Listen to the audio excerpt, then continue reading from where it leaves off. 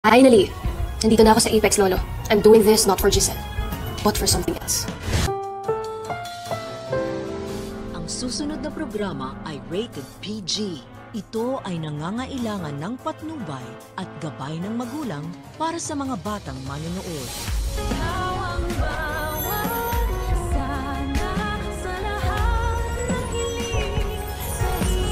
Please welcome our new VP for Finance, Mr. Eric Refuerzo.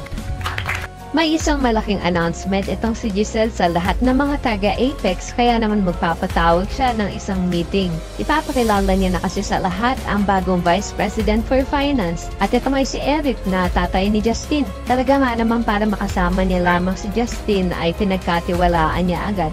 Itong si Eric na naaamoy ko na parang merong masamang balak dahil talagang pinuntriyan niya pa ang posisyon na may kinalaman sa pera. Hindi kaya isang scammer itong si Eric?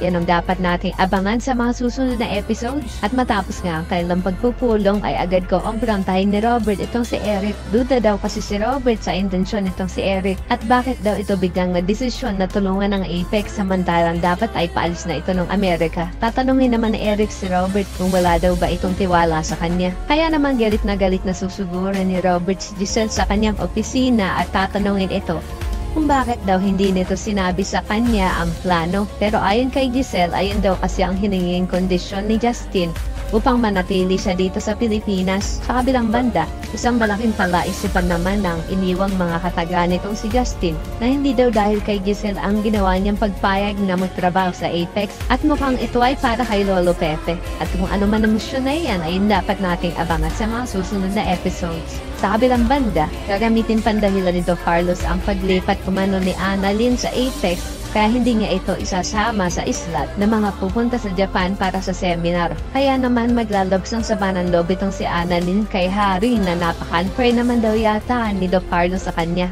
Kaya naman kung isa ka rin sa mga umaasang sana tama ang naging desisyon ni Giselle na gawing Vice President for Finance itong si Eric, ay pakilike ang video na ito and don't forget to subscribe.